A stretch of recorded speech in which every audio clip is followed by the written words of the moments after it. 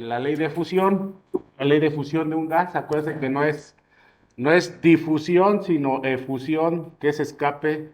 Eso fue lo que vimos al último. Esta es una fórmula para ver la parte de la relación entre dos velocidades. Eso fue el último. Y a partir de esta parte, pues vamos a continuar rápidamente a algo muy, muy importante, que sería cómo yo puedo determinar algunos parámetros de una mezcla de gases. Porque recuerden que vimos la ley de Dalton, en donde calculábamos presiones parciales y este tipo de valores. ¿Sale? Entonces, si nos vamos acá ya para empezar, ahora sí, nos vamos a la siguiente. Ahí estamos. Entonces, ¿qué ocurre? ¿Qué ocurre si yo, por ejemplo, tengo, como en el caso del aire, en el caso del aire, el aire, yo sé por teoría que el peso molecular del aire es 28.8 gramos por mol. ¿Sale? Pero ese es un dato que pues yo puedo ir al internet, puedo ir a una tabla y lo vamos a leer. ¿De acuerdo? Pero ¿cómo los determinan? Pues simplemente por lo siguiente. Fíjense nada más.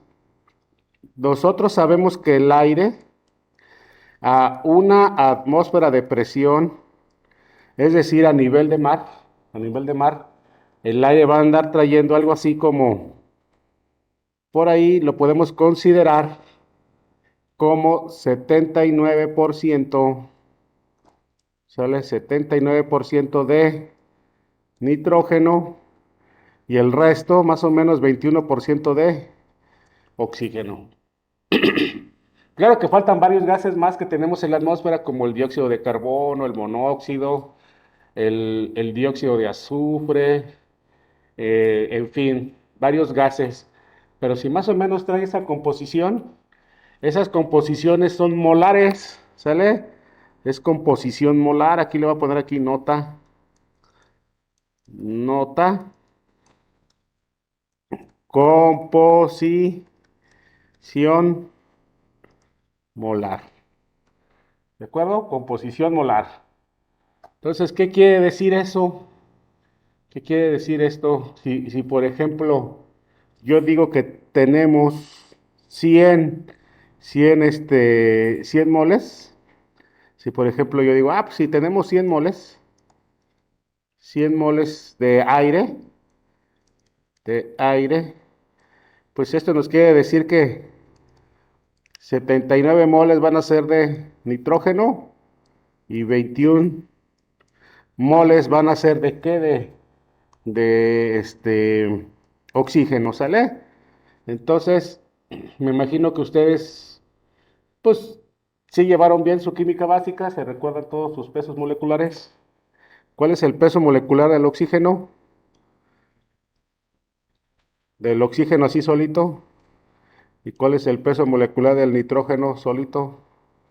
El del oxígeno es 15.9998, algo así. Pero vamos a ponerlo en 16 gramos por mol. Y el del nitrógeno es 14.0012. Por ahí anda. Entonces, vamos a ponerle que 14 gramos por mol. ¿De acuerdo? Entonces, quiere decir que el nitrógeno, si tengo dos nitrógenos, pues va a ser 28, ¿verdad? 14 y 14, 28. Y el oxígeno, 16 y 16, 32, ¿cierto? Entonces, fíjense nada más. Aquí, si yo digo que un mol de nitrógeno pesa 28 gramos, ¿sale?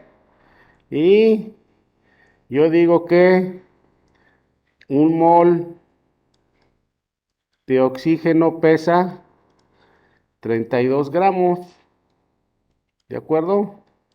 Entonces, si yo hago 79 por 28, ahora sí traje calculadora, fíjese, 79 por 28, aquí sería 2212 gramos de nitrógeno. Y si yo digo 21 por 32. Tendríamos aquí, perdón, 672 gramos de oxígeno, ¿verdad? ¿Cuánto sería la masa total? La masa total, 672 más 2212, estaríamos hablando de 2884 gramos. ¿De acuerdo? Entonces, fíjese nada más. Si yo tengo aquí un recipiente en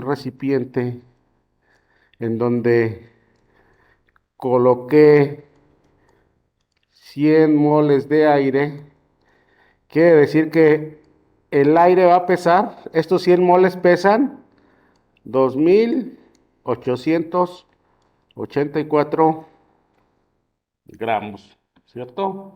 Entonces ya está fácil, ¿cierto? ¿Por qué? Porque ya sabemos que el peso molecular pues va a ser igual a la masa entre el número de moles, ¿cierto? Y ya lo podemos poner aquí, miren, va a ser 2884 gramos entre, lo voy a poner aquí más bonito para que no se vea tan feo, porque lo van a decirme los así muy, muy ortodoxos de la escritura matemática que no está alineado, ¿verdad? La línea. 2884 gramos entre, ¿cuántos moles tenemos? 100 moles, ¿cierto? Fue una base que yo me inventé, una base de cálculo. Ustedes pueden inventarse, cuando no tengamos una base de cálculo, ustedes pueden poner el número que quieran. Solo que aquí por facilidad ponemos el 100 para que directamente el porcentaje sea el número de moles, ¿no? ¿Sale? Fue por practicidad.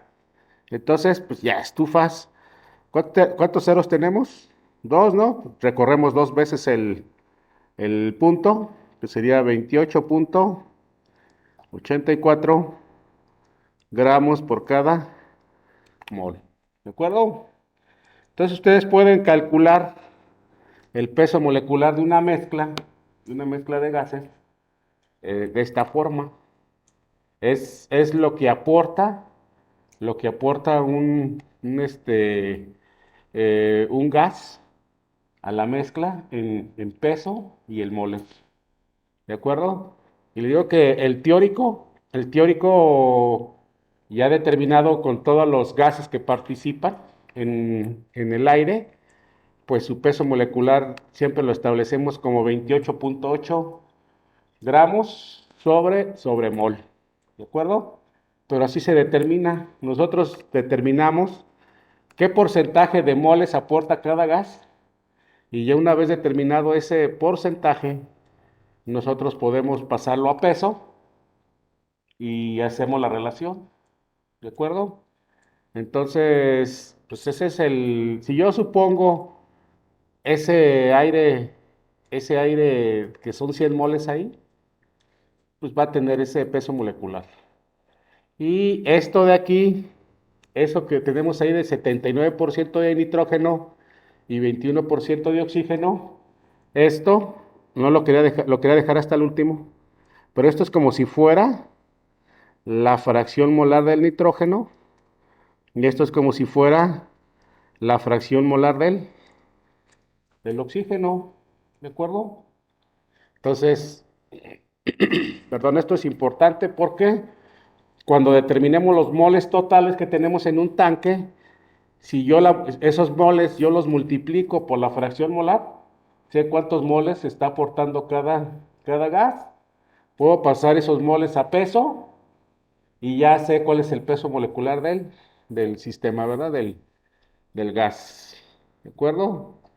Entonces ese es el procedimiento, la forma en que vamos a estar determinando el peso molecular de una mezcla. No sé si tengan dudas ustedes aquí, ¿no? No sé allá, ¿verdad? Si tengan dudas. No, pues no que preguntan allá. ¿Quién sabe por qué? Yo creo que están dormidos. Y pues bueno, pásale. Esa sería la forma de determinar la parte del peso molecular de una mezcla. Es importante porque normalmente nosotros cuando vemos en forma global los procesos, sobre todo la combustión, pues vamos a tener una mezcla de gases, perdón ustedes, tanto lo que entra al sistema como lo que generamos al final. Podemos sacar una mezcla que tiene un cierto peso molecular y una cierta densidad, ¿de acuerdo? La densidad, la densidad del gas es masa, masa sobre volumen, ¿verdad? Por ejemplo, la densidad, yo le pongo este signo que es, creo que se llama, phi, creo que es phi, ¿no? Una cosa así en griego, pero bueno, es ese signo. La densidad, le vamos a poner aquí densidad, densidad, perdón, va a ser igual a la masa entre el volumen. Entonces, si ustedes ya tienen el volumen de un tanque o de una cámara de combustión o de un cierto sistema, ese es muy difícil que no lo tengan. Ustedes ya más o menos lo conocen, no está fijo o normalmente es algo medible y entonces lo pueden conocer. Y si por ejemplo yo digo, este tanque tiene, no sé, eh, ¿qué le vamos a poner? 200 litros. 200 litros, pues ya puedo yo hacer la relación, ¿sale? ¿Cuánto pesa el gas allá adentro? Sí, ¿verdad? 2 kilos. Bueno, tiene usted razón. 2884 gramos. Fíjese, a mí me gusta dejarlo así por lo siguiente. Ahorita les voy a enseñar una maniobra de números para que vean. Me gusta dejar la masa en gramos y en volumen en litros. Y ahorita van a ver por qué. Y si yo pongo aquí 200 litros, esto que va a ser igual a la mitad y entre 100, ¿verdad? 2884 entre 200 va a ser igual a, se dice 14.42 gramos por litro. A mí me gusta esa parte porque los gramos por litro ya son directamente kilogramos sobre metro cúbico. ¿De acuerdo? Y lo vamos a demostrar. Perdón. Por eso le vamos a poner ahí. Bueno, a mí en lo personal me gusta dejarlo en gramos sobre litro. ¿Por qué? Porque en muchas tablas que vamos a encontrar en textos técnicos, vienen en unidades internacionales las densidades. Y las densidades normalmente las reportan en kilos sobre metros cúbicos, que son unidades pues internacionales, ¿sale? Entonces, y está fácil, mire, porque por ejemplo, si yo pongo aquí, vamos a reescribir esto para que se vea más claro, gramos sobre litro. Si yo digo 1000 gramos es 1 kilogramo, y ya lo habíamos visto en otra ocasión, que 1000 litros es 1 metro cúbico, pues ya vemos que se va a eliminar los miles, ¿no? Multiplico por 1000, divido entre 1000, pues ya lo hicimos. Es como si hubiera multiplicado por uno. Y es lo que yo les comentaba, 14.42 kilogramos por cada metro cúbico. ¿De acuerdo? Entonces, por eso es que en lo personal me gusta dejar gramos sobre litro y ya directamente yo ya sé que van a ser kilogramos sobre metro cúbico. Y si no, pues hágalo como estaba proponiéndolo, ¿verdad? Que iba a pasarlos a... Me había dicho usted que 2 kilos y 884 gramos, ¿no? Lo puede poner en kilos y, Y si pasa a litros, 200 litros, digo a metros cúbicos, pues sería 0.2, ¿no? 0.2 metros cúbicos y obtenemos lo mismo. ¿Sale? Ahora sí que como se les facilite más, pero es para que vayan pensando pues más allá, ¿no? De la caja, sino que ya vayan adelantándose a obtener unidades que luego se solicitan. ¿De acuerdo? Ahí está. Tiene una densidad grandísima. Pues, bueno, obviamente tiene una densidad grandísima porque lo más probable es que 2.884 gramos de aire no quepan en 200 litros, que es una cosa que vamos a ver ahorita más adelantito y ya vamos a empezar a abordar en esta o en la siguiente sesión, que es un gas real. Vamos a ver que la ecuación de Van der Waals me va a poder ayudar a determinar también si yo propongo un diseño de volumen y digo que voy a agregar cierto gas, si es verdad que va a caber o no va a caber. Porque nosotros podemos hacer números felices, ¿no? Pues eso se ve muy bonito ahí, decir que en 200 litros yo voy a poder tener 100 moles de aire, pero quién sabe si sea cierto en la vida real. Y ahí nos vamos con el diseño, y ya cuando llegamos a aterrizarlo una construcción, algo ya físico, no pasa. Y entonces, ¿qué va a ocurrir ahí? Pues ya tenemos una falla, ¿no? Entonces también es importante que todas y todos como ingenieros debemos de predecir si eso es cierto o no es cierto. ¿Sale? Aquí pues por el ejemplo quedó, pues solo por el ejemplo, ¿sale? Pero aclaro que para mí, ya por la experiencia, sé que ese número está grandísimo para la densidad de un gas. Normalmente son densidades pequeñitas, de 0.030 y tantos o 0. No sé, 20 y tantos kilos por metro cúbico. ¿De acuerdo? Ya ese número está muy fuera de sí. Y es algo que deben empezar ustedes a tener ya, la dimensionalidad. ¿De acuerdo? ¿Dudas? No, nadie. Híjole, creo que ya tampoco, ¿no? Pues allá tampoco. Está bien, quiere decir que ya también en casita todo lo entendieron muy bien.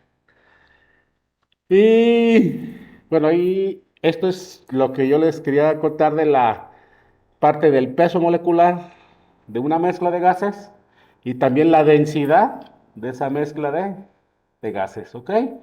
Son dos parámetros muy importantes y vamos a empezar ahora a ver, ya esto era gases ideales, vamos a empezar a ver lo que son los gases, ay, me fui una diapositiva más, perdón, ahí está. Vamos a ver lo que son gases reales, ¿de acuerdo? Y para empezar a ver los gases reales, vamos a poner aquí un título para que sepa que aquí ya son gases reales. Claro que me he pasado varias cosas en los gases ideales así muy rápido porque pues nos ha tocado dos lunes, ¿va? De suspensión de clases y vamos apretados, pero ahorita le echamos ganas a esta parte para tener varias sesiones de resolver problemas interesantes y que ustedes agarren esa competencia, ¿no? Sobre todo el análisis de lo que ocurre. Entonces, fíjense, gases reales. Voy a empezar poniendo la ecuación del gas ideal, la ecuación general, que es PV igual a N R T. ¿De acuerdo? Esta ecuación pues es la del gas ideal, pero aquí delante de esta ecuación yo voy a colocar una pregunta que es ¿cuánto vale el volumen de un gas a 0 Kelvin? ¿Cuánto vale el volumen de un gas a 0 Kelvin? ¿Sale? 0 Kelvin. No es ok del inglés, ¿verdad? De 0 killer, porque también eso significaba, ¿no? En la Segunda Guerra Mundial. 0 killer, ¿verdad? 0 killer. 0 muertos. Por eso decían ok, ¿no? Entonces, ¿cuánto vale el volumen? Vamos a despejarlo, ¿no? Si nos lo pregunta, pues lo vamos a despejar. Volumen igual a nRT sobre presión, ¿cierto? Entonces, ¿cuánto va a valer el volumen a 0 Kelvin? ¿Cuánto vale? Digo, si sabe, ¿no? Matemáticas o nada. A ver, cuénteme. No, bueno, pero ¿cuánto cree que valga? ¿Cuánto vale? Cero, así con, ándele, convencido. ¿Cómo se llama? Usted, ¿cómo se llama? El que dijo cero, sí. ¿Cómo? ¿Cómo? Pero su nombre. ¿Cómo? Ah, Edgar. Para poderlo mencionar aquí en el video, pues si no, no sale ahí en el video. ¿Ah? Eso así con... Imagínese el día que esté teniendo ya varias personas a su cargo. Ah, es que no, con firmeza, ¿verdad? Para que digan, ah, el INGE sabe. Sí, va. Hay que ir adquiriendo esa parte. Entonces, como dijo Edgar, muy bien. Pues obviamente si ustedes multiplican por cero, pues ¿qué van a obtener? Normalmente cero, ¿verdad? Porque hay veces que les da un número, pero bueno, normalmente debe dar cero. Y obviamente cero entre algo, pues debe de ser cero, ¿verdad? Entonces aquí nosotros estamos diciendo que el volumen a 0 grados Kelvin, bueno, ya también yo estoy diciendo ahí algo más, ¿verdad? No son 0 grados, ya 0 Kelvin, porque hubo una convención en donde dijeron que no eran grados, sino que era simplemente Kelvin, ¿no? La absoluta. Entonces, ahí perdón por el error. Pero a 0 Kelvin, aquí yo estoy viendo que voy a tener 0 litros, ¿verdad? ¿Sale? Entonces, ¿qué va a ocurrir? Pues que eso es una mentira o no. ¿A poco es cierto que ustedes enfrían algo hasta 0 Kelvin desaparece? No va a desaparecer, ¿verdad? O sea, yo puedo enfriar un gas, lo enfrío una gran cantidad de grados y lo paso, ¿no? De ser gas a ser líquido, lo condensamos o lo licuamos, ¿no? Dependiendo si es gas o es vapor. Entonces, lo, lo pasamos al estado líquido, tenemos ese cambio de fase y todavía el líquido, si lo enfrío, pues lo puedo pasar a sólido, ¿no? ¿Sale? Y el sólido lo enfriamos, se contrae, pero pues llega un momento dado que el volumen ya no debe de cambiar. Es como si nos acercáramos todos en el camión, está tan lleno el camión que pues se acercan tanto que, pues sí, ¿no? O sea, ya están pegaditos todos, pero ya no pueden encimarse, ¿ya cómo lo hacen? Ya no pueden más, ¿no? Y no van a desaparecer. Entonces, primera situación, esta ecuación solo, ¿verdad? Solo funciona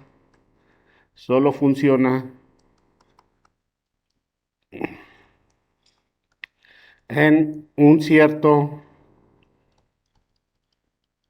rango de presión y temperatura, ¿sale?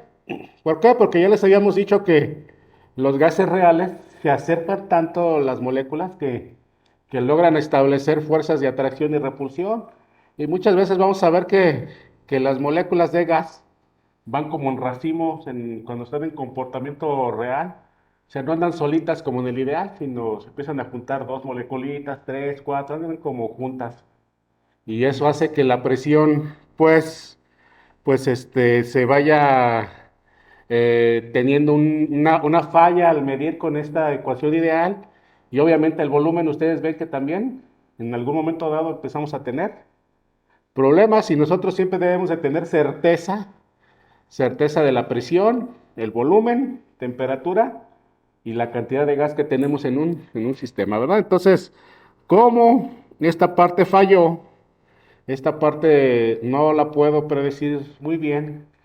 Una de las primeras estrategias que existió para buscar corregir esta desviación de la vialidad, esta desviación del volumen que deberíamos de tener o de las presiones, pues se llamó la primera estrategia, una de las primeras, se llamó factor, factor de comprensibilidad. ¿Ah? Se llamó utilizar un factor de comprensibilidad, es decir, un factor que corrija cuando el gas se está comprimiendo, que se está acercando, y nosotros le ponemos Z. Se conoce como el factor Z. ¿De acuerdo? Hasta lo voy a poner entre paréntesis y comillas para que resalte más. ¿Ok? Entonces, este factor de compresibilidad Z, ahorita vamos a poner una grafiquita que la gente que llegó más tempranillo vio que busqué del internet y que la pegué ya más adelante y ahorita la subimos. Eh, y, ¿Y de qué trata esta estrategia? Lo que trata es decir que la ecuación, la ecuación de los gases ideales la vamos a modificar así. Ahorita la vamos a ir explicando poco a poquito para comprenderla. ¿Sale? Es poner Z, N, R, T. No sé si recuerdan que yo decía que íbamos a ver esta ecuación y que comentaba que era como un cucharazo. Es decir, si yo tengo un error en la presión, la multiplico por ese factor y ya lo corregí, ¿no? O si tengo un error en el volumen, lo multiplico por ese factor y ya corregí también la presión. Perdón, el volumen y la presión las corrijo. Es como un cucharazo, ¿no? Que ustedes dicen, es que se desvió punto uno y multiplican por eso. Y ya, ¿no? O sea, no sé, no sé, 9 y les debe haber dado 10. ¿Por cuánto lo multiplico para que el 9 se convierta en 10? Pues algo así, ¿no? ¿Sale? Y tiene su porqué. Ahorita vamos a ver la gráfica, cómo es que se corrige esa parte. Les digo que eso es muy personal mío, me parece como cucharazo. Pero es una estrategia también que se puede utilizar y tampoco nos ayuda mucho en todos los rangos. O sea, también está limitada en ciertas presiones y temperaturas. Sí, sí, corrige en un rango más amplio que la ideal, pero tenemos el mismo problema. Si yo vuelvo a sustituir ahí 0 Kelvin, pues otra vez vuelvo a hacer el volumen y la presión cero. ¿Sale? O sea, no se corrigió el problema de fondo. ¿Sale? Entonces, ¿cómo vamos a determinar el factor Z? ¿Cómo se determina ese factor? Aquí van a tenerme que tener un poquillo de fe. Vamos a ver esas gráficas, cómo se construyen ahorita en la parte del segundo departamental.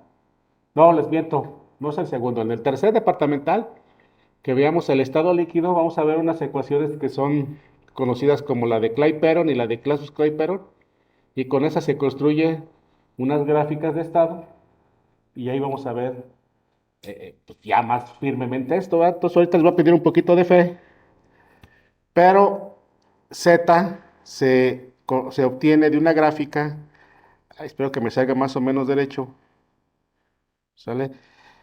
En donde se va a graficar el error que tiene, el factor Z de corrección, que tiene el comportamiento de un gas, que va a estar en esta parte de las Y, y en la parte de las X vamos a tener algo que se conoce como presión R.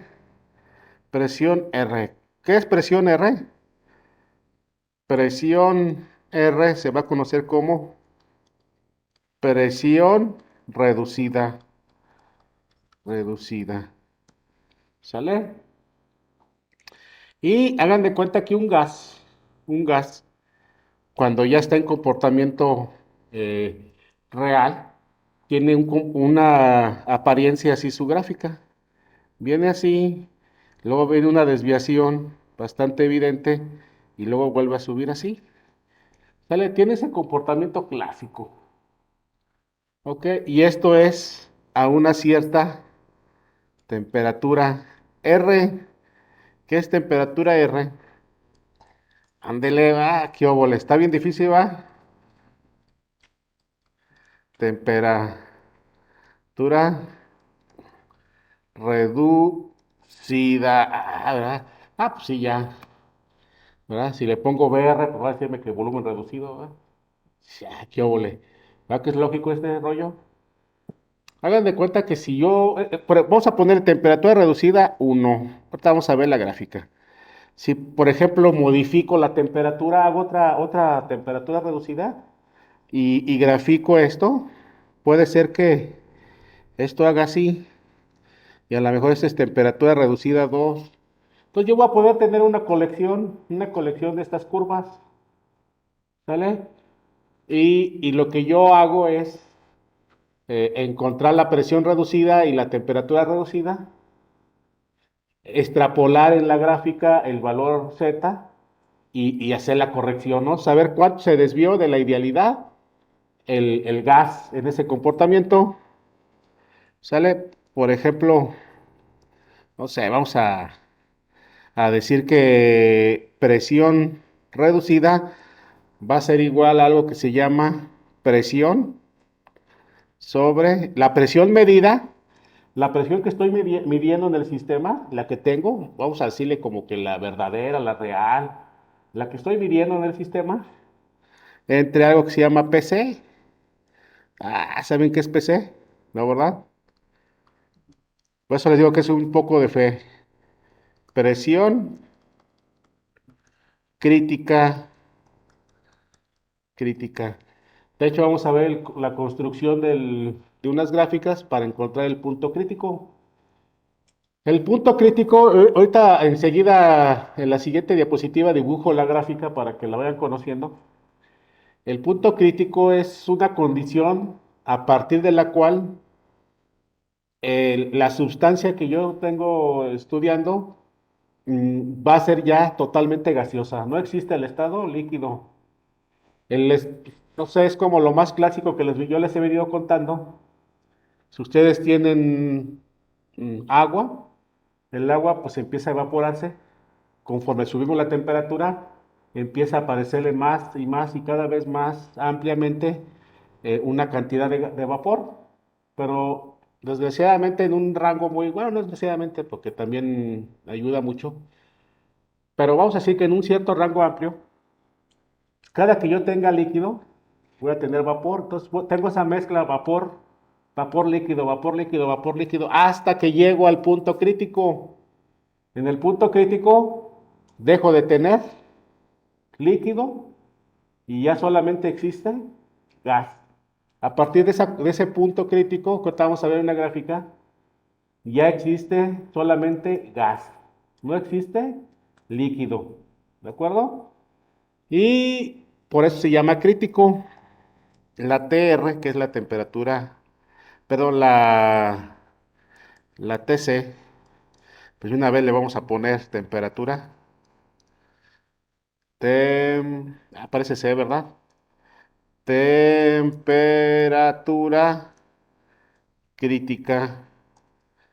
¿Sale? Por lo tanto, la temperatura reducida va a ser igual a la temperatura medida, la temperatura que tengo en ese momento del sistema, la temperatura real que estamos observando, que estamos midiendo en el fenómeno, sobre temperatura crítica. ¿Sale?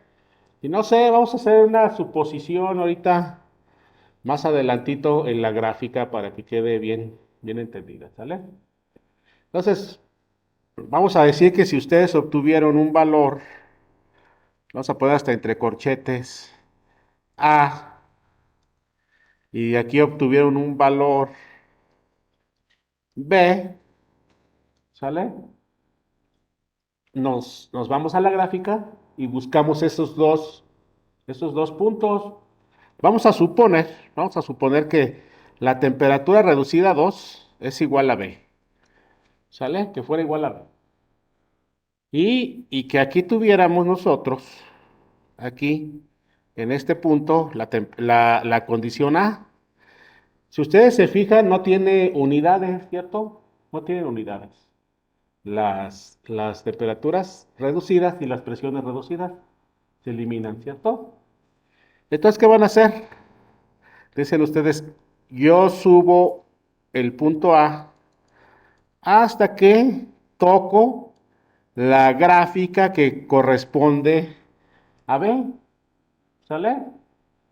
¿Y qué hacen después? Pues para conocer Z, pues solamente, no sé cómo decimos, propagamos, expandimos, este, proyectamos, ándale, como varios sinónimos para poderlo visualizar, hacia el eje y pues este será el valor, este de aquí será el valor Z, ¿de acuerdo? Ya podemos hacer la corrección, ya sabríamos por cuánto tenemos que multiplicar lo que es la cantidad de gas, la constante R y la temperatura para hacer la corrección de presión y de volumen, ¿de acuerdo? Y de hecho, ahorita ponemos la grafiquita para que la vean, pero primero les quiero, pues, nada más muy rápido contar de dónde viene esa presión crítica y esa temperatura crítica. Les digo que esa gráfica que veamos ahorita la vamos a construir cuando veamos líquidos en lo que es nuestro tercer departamental. Ok, fíjese nada más. No sé si hay aquí dudas, ¿no? Preguntas, tampoco. Bueno, espero que algún día pregunten algo, porque nunca preguntan nada. Y yo así como, bueno, no sé si explico muy bien o de plano no entendieron nada.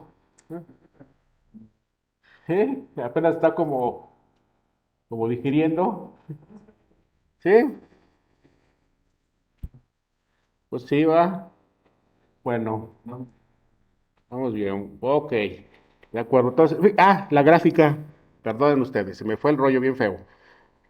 Vamos a ver una gráfica en el tercer departamental, la cual es una curva que hace así, ¿sale? Que se construye con una ecuación que se llama de Clapeyron, ¿sale, vale? La ecuación de Clapeyron. Esta de aquí con una persona que se apellida Clapeyron, ¿sí? Y luego hay una ecuación que modela una gráfica que va así se forma con una especie de Y, ¿sale? Ese palito de la Y, esa zona, esa gráfica, esos valores se obtienen con una ecuación que se llama Clausius-Clapeyron. Clapeyron, ¿ok? Y se forma esa figura y no sé si alguna vez ustedes han escuchado, por ejemplo, el cruce de estas dos, bueno, de estas dos curvas, que es este. Este punto se conoce como punto triple y este punto de aquí, este de aquí mero, se conoce como punto crítico. ¿De acuerdo? Punto crítico. Ahorita les voy a decir qué es el punto triple y ya les empecé a decir qué es el punto crítico. Todo lo que caiga en esta zona de aquí, si yo, bueno, no les he dicho que estamos graficando, ¿verdad? Estamos graficando la presión contra la temperatura. Presión contra temperatura de una sustancia. Todos los puntos de presión y temperatura que caigan pues en la zona que le puse S, quiere decir que va a ser sólido, ¿de acuerdo? Todo lo que caiga dentro de la zona de la Y en la parte superior, por así decirle, para que se entienda un poquillo más, las sustancias van a ser líquidas. Por ejemplo, el agua cae aquí, más o menos el agua, no sé, pues, si ustedes ponen aquí una atmósfera, la sustancia del agua está así, ¿sale, vale? Y este punto coincide este punto si lo bajan, aquí coincide con 0 °C, y luego si el agua la hacen así, y este punto de acá va a coincidir con 100 grados centígrados. ¿Sale? Entonces quiere decir que lo que tenemos en la otra zona va a ser gas, va a estar en estado gaseoso. ¿De acuerdo? Entonces ahí se ve claramente que ustedes pueden tener el diagrama de este tipo de varias sustancias y ustedes pueden decidir qué es más fácil, mover la presión o mover la temperatura para cambiarle de estado. ¿Ok? Y también es bueno para predecir porque cuando diseñen algún sistema, si ustedes están en líquido, por ejemplo, tienen el líquido de frenos y ustedes mueven la presión y resulta que del líquido se va a gas, pues ¿qué va a pasar? Que pues, se va a evaporar el líquido de freno, ¿cierto o no? Entonces, pues tienen que cuidar que en ese rango de trabajo pues no vaya a tener una transformación que les perjudique, ¿cierto? O que, no sé, que el aceite se les haga sólido, cosas así, pues como que, bueno, a lo mejor todavía sólido aguanta, ¿no? Porque lubrica, pero ¿qué tal si se pierde o ya no moja adecuadamente? Hay que, hay que verificar qué le va a pasar a nuestras sustancias que tengamos en los sistemas automotrices y si no va a tener un cambio que vaya a ser contraproducente en el rango de trabajo que propongamos. ¿Sale? Entonces, ese es el punto crítico, esa temperatura que tenemos aquí hacia abajo, que tenemos hacia abajo y donde se mueve el puntito, pues va a ser la temperatura crítica y la presión crítica, pues va a ser la correspondiente, ¿no? Del eje Y, ¿de acuerdo? Por ejemplo, el otro estado también ya reconocido de la materia que es el plasma, ese estado está como por acá arriba. Si hacemos algo así, qué feo, quedó muy chueco, perdón. Si hacemos algo por acá arribita, así, pues el plasma andaría por acá. ¿Sale? Entonces, esa gráfica es importante, la vamos a ver. Yo ahí, y pues bueno, me meto al internet y busco algunas gráficas, te las pongo, las explicamos, pues para que el día que las vean, pues sepan cómo interpretarlas, cómo verlas, cómo leerlas, y que les ayude a predecir qué les va a ocurrir, ¿ok? Porque aquí ya no es de, pues diseñamos algo y a ver si sale, ¿no? Sino hay que verificar que funcione, que sea seguro y estas situaciones. Bueno, entonces, no sé si tengan dudas ahí con esa gráfica, para que sepan dónde está el punto crítico. Ah, y no les dije el punto triple, ¿verdad? El punto triple, que es muy famoso, es una condición especial de presión y temperatura en la cual los tres estados de la materia existen al mismo tiempo. Al mismo tiempo, ustedes observan líquido, sólido y gas. ¿Sale? Está interesante. Hay una página de internet muy chida que pueden buscarlo. Se llama Google. Ahí le ponen, ¿verdad? Ahí en el Google le ponen punto triple y se van a los vídeos, ¿no? Dicen los españoles, los vídeos. Ahí se van y van a ver algunos, ¿no? Yo al ratito, cuando acabemos, les mando uno de los que hemos hecho aquí en el laboratorio. ¿Sale? Ahí se va a ver la sustancia hecha hielo o sea, está el hielo formado en el líquido y al mismo tiempo se van a ver las burbujitas que salen de abajo, que es del vapor. Entonces estamos en esa condición especial. ¿Sale? Los tres estados de la materia al mismo tiempo. Ahí le pueden poner. Lo que pasa es que es difícil llegar, hay que hacer vacío, hay que enfriar, hay que hacer condiciones pues un poco extremas. ¿Sale? Pero sí existen algunos videos muy padres en donde trae más detalle para observarlos. No, pues el mío está filmado con el celular, pues no está tan así tan editado, ¿sale? Pero sí se alcanza a distinguir algunas cosas. Ahorita se los enviamos también, ¿sale? ¿No tienen dudas ahí? ¿No? Perfecto. Bueno, entonces, la gráfica, ¿cierto? Fin de la presentación, vamos a ponerle aquí mantener. La gente que llegó temprano observó que yo traía aquí una gráfica. Miren, aquí la traigo, hasta la traíamos acá. La vamos a subir para enseñárselas. ¿De acuerdo? Es una gráfica que obviamente, pues vamos a ser sinceros, ¿verdad? La estamos bajando del internet, ahorita por la situación de la premura, ¿verdad? Para serles honesto, no sé dónde se bajó, creo que viene en el Wikipedia, ¿eh? Para serles honesto. Pero la bajé de ahí porque está separada, o sea, me gustó esa gráfica porque están separadas las temperaturas reducidas. Si ven las de un libro de ingeniería, por ejemplo, está el Sengel y algún otro, que es de termodinámica ese, o algún otro libro de ingeniería, van a ver que están muy juntitas las gráficas porque hacen bastantes puntos. Aquí está un poquillo más separada y bueno, para la parte de ejemplo está adecuada, ¿no? Para empezar a comprender cómo trabajarla. Entonces, vamos a suponer que ustedes hacen cálculos y no sé, dicen presión reducida, que es la presión que yo mido sobre la presión crítica y que les dé, no sé, vamos a suponer, ¿qué les gusta? 1.5. 1.5. Y hacen cálculos y dicen temperatura reducida igual a temperatura sobre temperatura crítica y que les dé 1.1. ¿Sale? Se van fácil, ¿no? Dicen, bueno, ¿dónde está el 1.5? Aquí mero.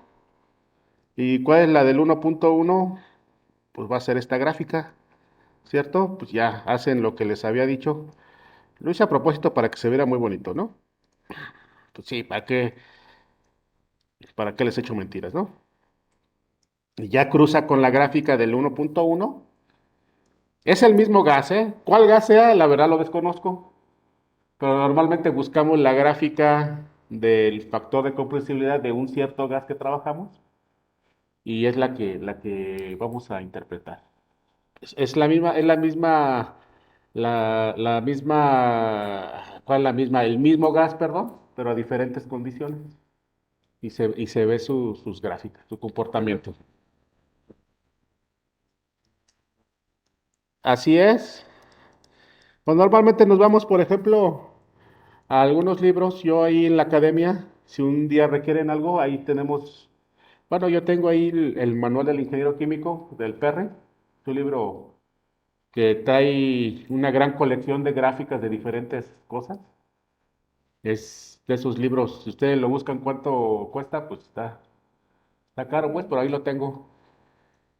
Y ahí le pueden sacar foto, lo que guste, ¿no? Porque luego hay varios datos que pues no hayas dónde encontrarlos, ¿no?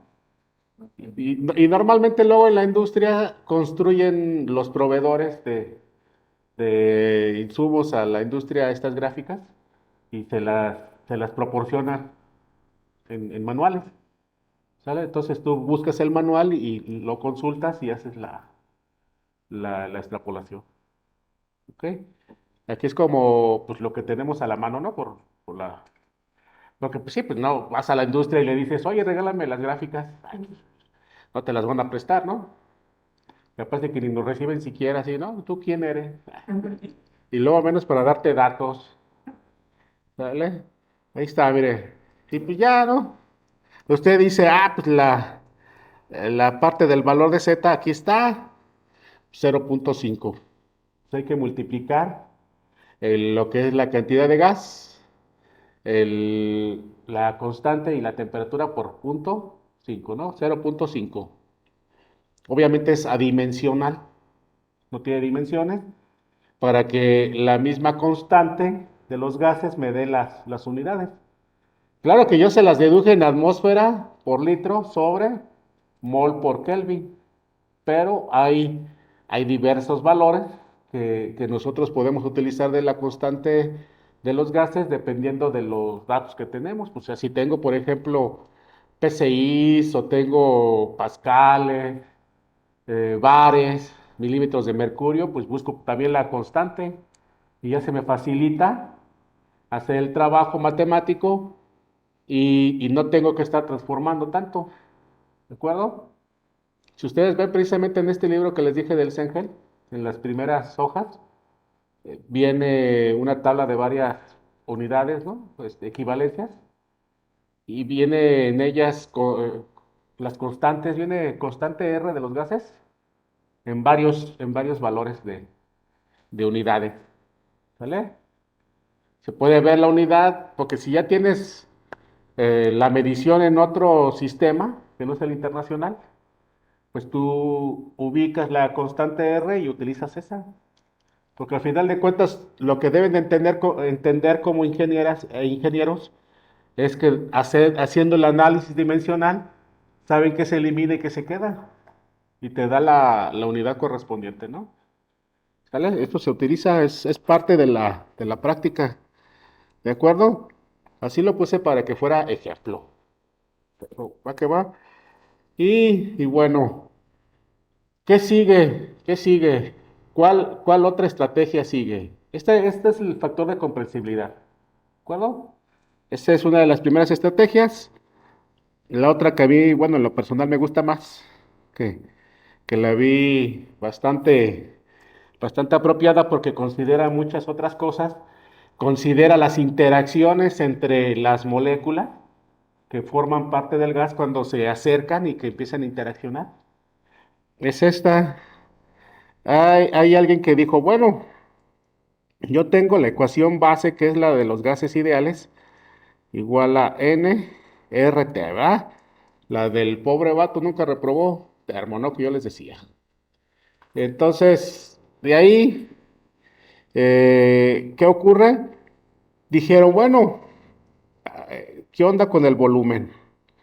El volumen de un gas real, ¿cómo creen que sea? ¿Mayor o igual al volumen de un gas ideal? ¿Qué óvole? ¿Eh? Pues si vimos que iba desapareciendo el volumen, ¿se acuerdan, no? Que pusimos así, volumen igual a nRT sobre presión. Y vimos que conforme bajamos la temperatura, el volumen tiende a ser cero, ¿no? Y que eso no es cierto. Entonces, cuando estamos a 0 Kelvin, ¿sale? Esa es nuestra condición. 0 Kelvin. Cuando estamos en 0 Kelvin, ¿qué ocurre? Que en la ecuación ideal desaparece el volumen. Pero eso no es cierto. Entonces, ¿qué ocurrió aquí? Que nosotros vamos a decir, bueno, el volumen del gas real va a ser igual al volumen del gas ideal más, más algo, ¿verdad? Porque no puede desaparecer, ¿de acuerdo? Y este algo a través de toda esta parte de las interacciones, considerando estas interacciones de las moléculas, esta persona dijo, ah, pues va a ser igual a los moles, ¿sale? Por una constante B, ¿sale? La constante B, él la conoce como la constante de corrección. Ah, se me encimó aquí la C, de corrección del volumen, ¿sale? ¿Y en qué unidades está B? Para que lo vayamos ubicando. La constante B tiene unidades de litros sobre mol. Bueno, tiene otras unidades, pero en, para que ustedes la ubiquen, sea más fácil ubicarla, puede ser metros cúbicos por mol para que sea unidad internacional, pero para que sea más digerible, si le pongo litros sobre mol, ¿qué está diciéndonos B? Nos está diciendo el volumen que realmente tiene un mol de gas. ¿Sale? El volumen que realmente va a tener un mol de gas. Entonces, así es como él dijo, vamos a hacer la corrección del volumen. El volumen que voy a estar midiendo realmente, así lo vamos a corregir. Entonces, obviamente, si yo despejo de aquí el volumen ideal, le voy a poner una I para abreviar, ¿sale? El volumen ideal, si lo despejamos de ahí, aquí va a ser igual. Va a ser el volumen real, le voy a poner una R, Le pongo mayúscula porque ya le puse minúscula a los reducidos. ¿Sale? No, se lo estoy comentando porque luego tenemos una colección, ¿no? Una colección grande de variables ahí que escribimos, pero hay que definirlas. Entonces yo digo volumen real menos NB, ¿cierto? ¿Y dónde tenemos el volumen ideal? Lo tenemos en la ecuación PV igual a NRT, porque eso es una ecuación de ideales, ¿no? O sea, esta presión de aquí es de arriba ideal y este volumen es ideal, ¿cierto? Entonces, fíjese nada más, ¿qué pasa si yo digo presión ideal y sustituyo el volumen? Digo volumen real menos NB igual a NRT. ¿Sale? Y si yo le pongo a esa ecuación, si a esa ecuación yo le pongo 0 Kelvin, pues por más que quiera yo hacerla cero, hacer cero el volumen no se puede, ¿verdad? Ya el volumen real quedaría igual a NB. ¿Sale? Entonces yo ya corregí ahí el volumen, ya no desaparezco el volumen, ya no se pierde. ¿De acuerdo? Ya no lo vamos a decir que se aniquiló. ¿Cómo ven? ¿Sale? Porque aunque le pongamos cero ahí a la temperatura, tenemos un volumen que existe. ¿De acuerdo? Y entonces aquí ya puso carita feliz el señor, ¿verdad? Dijo, ah, qué chido. ¿Verdad? Sí, sí, pues hay que estar contento, ¿no? Es como una historia. Bueno, trae un trasfondo más matemático y más de derivadas parciales y la teoría cinética molecular de los gases y esas ondas, pero realmente aquí lo que importa es que entendamos qué pasó, ¿no? Entonces, pues estoy obviando ahí, obviamente estoy obviando, ¿verdad? Que suena redundante, varias cosas, ¿verdad? Pero es como una historia para que vean cómo se desarrolló esto. ¿Qué sigue? Algo que es cierto, que es muy importante, que ustedes van a notar con la experiencia conforme manejen gases, es que la presión real de un gas siempre va a ser menor a la presión ideal. ¿Sale? Si yo mido bueno, predigo la presión de un gas con la ecuación ideal, me va a dar un cierto valor. Yo voy y la mido a esas condiciones que establecí y voy a notar que la presión real va a ser, la que estoy midiendo realmente, va a ser siempre menor que la ideal. Entonces, esa condición le permitió a esta persona decir, bueno, pues si va a ser menor la presión real que la ideal, por lo tanto, yo voy a decir que la presión real va a ser igual a la presión ideal, pues menos algo, ¿no? Tengo que descontarle algo para ajustarla y me dé el valor pues más cercano, más corregido, que mejor, bueno, me dé una ecuación que mejor modele el comportamiento del gas. Y ese menos algo, él lo escribió así, puso A n cuadrada sobre B al cuadrado. ¿Sale? Bien huracanados. Aquí le voy a poner R porque este va a ser un volumen real. Entonces, ¿quién es A? Él dice que esta es la constante de corrección de la presión. ¿Sale? ¿Vale? De la presión. Y la A, él dice que tiene unidades de atmósfera. Estamos suponiendo aquí que la R pues vale 0.08205 atmósfera por litro sobre mol Kelvin. Obviamente esta A no la estoy poniendo en unidades internacionales, porque en unidades internacionales la presión sería pascales, ¿sale? Y obviamente el volumen en metros cúbicos. ¿De acuerdo? Entonces, fíjese, atmósfera por litro al cuadrado sobre mol al cuadrado. ¿Ok? Entonces ahí me está diciendo esta constante cuánta presión va a ejercerme un mol de gas en un cierto volumen. Un mol de gas en un cierto volumen. Ese sería su constante A, que él dijo. Y bueno, igual que lo anterior, pues el personaje pues indica, bueno, vamos a despejar la presión ideal, pues va a ser igual a la presión real más a n cuadrada sobre pues este volumen al cuadrado. ¿Sale? Y pues dijo, bueno, vamos a sustituirla. ¿En cuál la sustituimos? En la de la carita feliz. Y entonces dijo, pues la presión ideal va a ser igual a la presión real más a n cuadrada, aquí me faltó una r, ¿va? Sobre volumen real por volumen real menos nb igual a qué? A nr t. ¿Sale? ¿Sale, vale? Ahí está, mire. Entonces, esta ecuación que él obtuvo, que él vio, pues contempla la corrección de presión y de volumen, funciona muy bien, tiene muy buena aproximación al comportamiento, y esta es la famosísima, famosísima ecuación de Van der Waals. ¿Sale?